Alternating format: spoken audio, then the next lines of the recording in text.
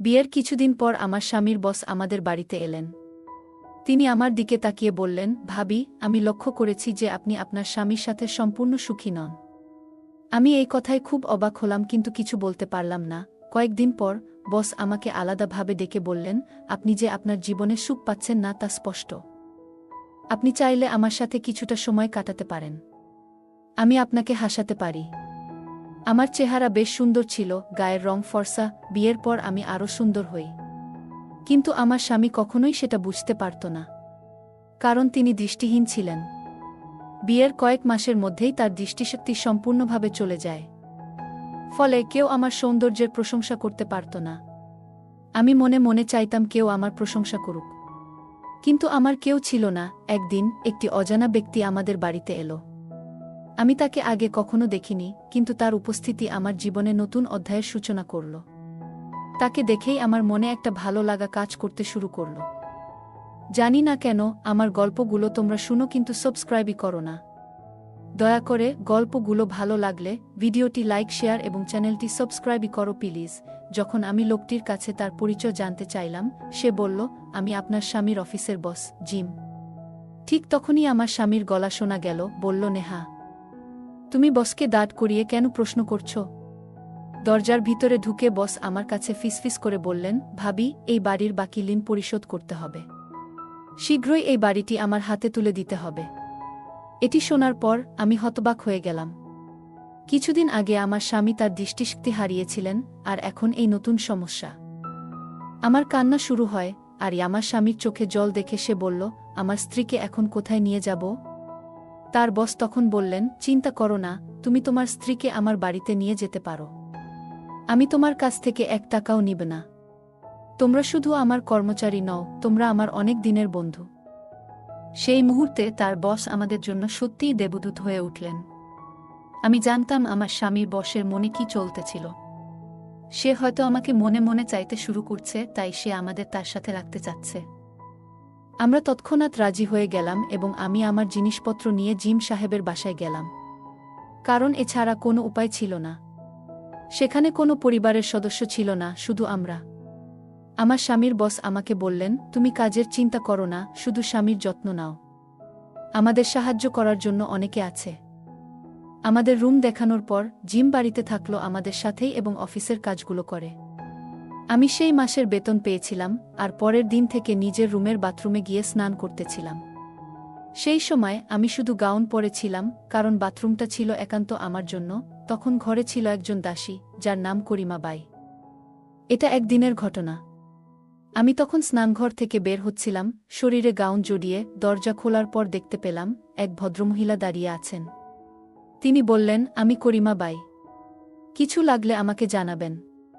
আমি তার সঙ্গে কুশল বিনিময় করলাম এবং মনে হলো গা মোছার তোয়ালে দরকার। করিমাকে জিজ্ঞেস করলাম, তোয়ালে কোথায় রাখা হয়েছে? তিনি বললেন, ওটা ভালো করে ভাঁজ করা আছে, আপনি নেবেন? এই কথার পর আমি তোয়ালে নিয়ে স্নানঘরে চলে গেলাম। তখনই দরজার বাইরে কেউ কড়া নাড়ল। আমি দরজা খুলে দেখি আমার স্বামীর অফিসের বস দাঁড়িয়ে আছেন। একটু অবাক হলেও বললাম, বস, কিছু দরকার ছিল? তিনি হেসে বললেন, একটি জরুরি ফাইল দরকার, তাই এসেছি। আমি তখন কিছু না বলে ফাইল খুঁজতে শুরু করলাম। ওই অবস্থায় ফাইল পেয়ে দিয়ে আসার সময় তিনি বললেন, আপনার চেহারা খুব সুন্দর। তার মুখ থেকে প্রশংসা শুনে একটু অপ্রস্তুত হয়ে গেলাম। সন্ধ্যায় যখন আমরা সবাই একসাথে বসেছিলাম, তখন স্বামীর পাশে বসে তাকে খাইয়ে দিচ্ছিলাম। স্বামীর হাত ধরতে গিয়ে আমি হঠাৎ একটু ঘাবড়ে গেলাম, কারণ সেখানে বসেছিলেন। আমাদের কথোপকথনে তার চোখে কিছু আলাদা ভাব লক্ষ্য করলাম। তিনি তখন বললেন, ভাবি, খাবারটি দারুণ হয়েছে, আপনাকে রাগ করতে হবে না। তার কথায় একটু খুশি হলাম, আর তার মুখের দিকে তাকিয়ে দেখলাম তিনি সত্যিই আন্তরিক। একটু সময় পর আমি আবার স্বামীর পাশে বসে তাকে খাইয়ে দিচ্ছিলাম, যখন আমার হাত আবারও তার দিকে চলে যায়। আমার মুখে ভয়ের ছায়া পড়ে না। তারপর তিনি বললেন, আজকের খাবারটায় কিছু ভিন্নতা ছিল, সত্যিই খুব উপাদেয়। তার কথায় আমার চোখের জল নেমে এলো, কারণ কেউ আমার এত কাছের মানুষ এতদিন পর প্রশংসা করছে। করিমা এসে আমাকে বলল, ভাবি, আপনি ভালোই আছেন? আমি তখন বললাম, হ্যাঁ, সব ঠিক আছে। তোমার কাজের জন্য ধন্যবাদ। রাতে যখন সবাই ঘুমিয়ে পড়ল, আমি আবারও স্বামীর পাশে গিয়ে বসলাম।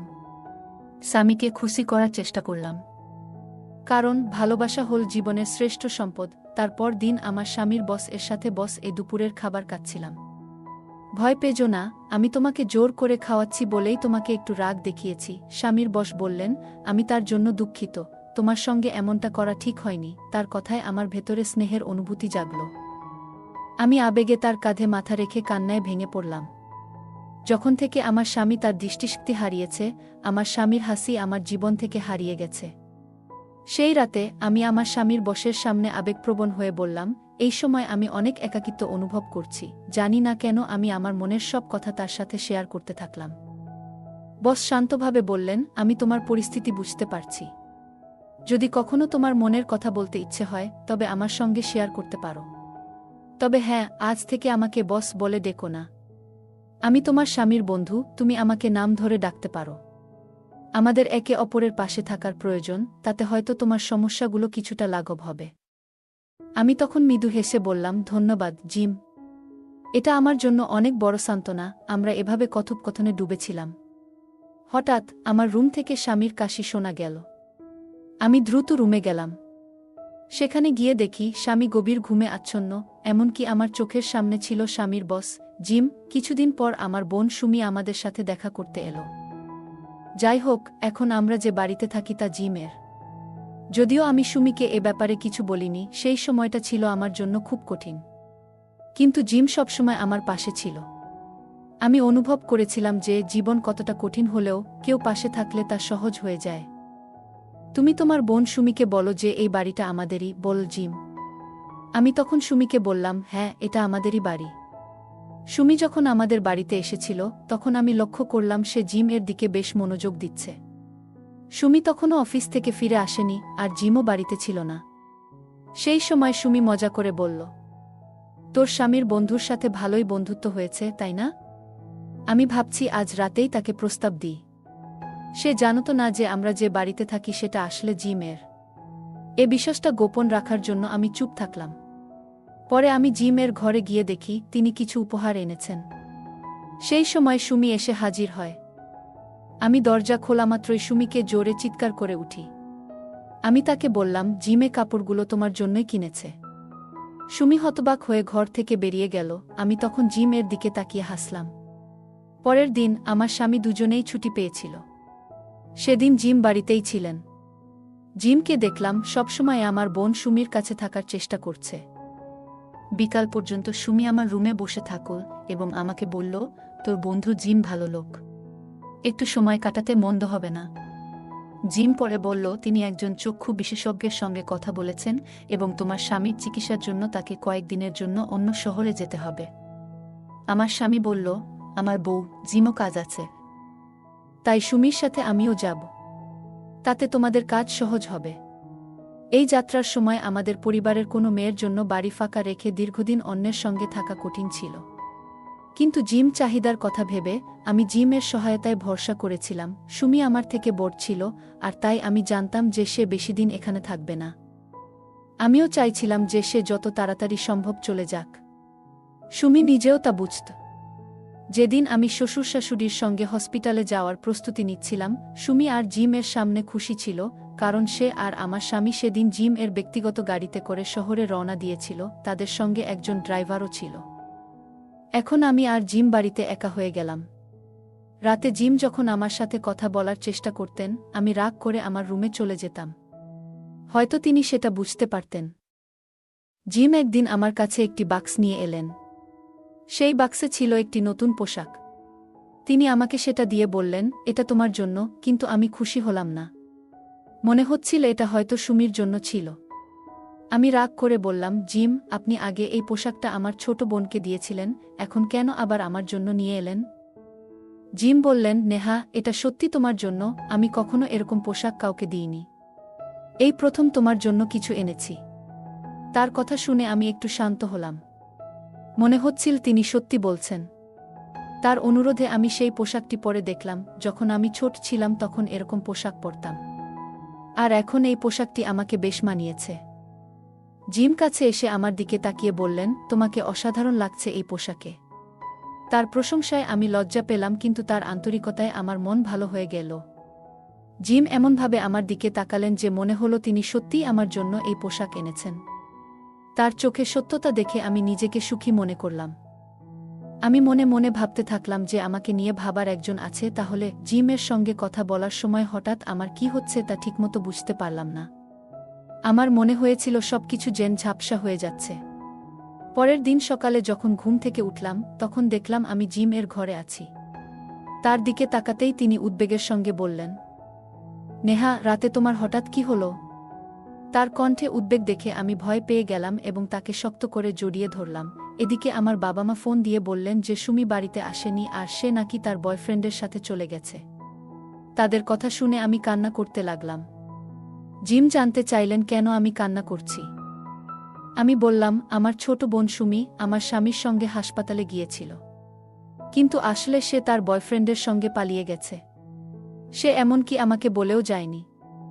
আমি বাবা মাকে ফোন করেছিলাম এবং বলেছিলাম যে আমার বোন আমার সাথে দেখা করতে এসেছে, কিন্তু তার প্রেমিকের সঙ্গে পালিয়ে গেছে। জিম তখন আমাকে শান্ত করে বললেন, নেহা, ওকে নিয়ে একটু চিন্তা করো না। সুমি নিজের পছন্দের পথে গেছে, তার সিদ্ধান্তকে সম্মান করতে হবে। তুমি একা নও, আমি আছি তোমার পাশে। তার কথায় আমার মনে ভরসা এলো। আমার স্বামীর চেয়ে জিম আমাকে একটু বেশি ভরসাযোগ্য মনে করেছিলাম। গত রাতে তার আন্তরিকতা বুঝতে পেরেছিলাম যে সে সত্যিই আমাকে বোঝার চেষ্টা করছে। আমি আবার সেই পোশাক পরে নিলাম যা সে আমাকে দিয়েছিল। পোশাকটা অনেকটাই ছোট ছিল, আমাকে অনেক সুন্দর লাগছিল। এরপর জিম আমার কাছে এসে বসলেন। তার সাথে কথা বলতে বলতেই আমি ভুলে গেলাম যে আমাদের মধ্যে কোনো সীমাবদ্ধতা আছে। ধীরে ধীরে আমাদের মধ্যে এক অনন্য সম্পর্ক তৈরি হচ্ছিল।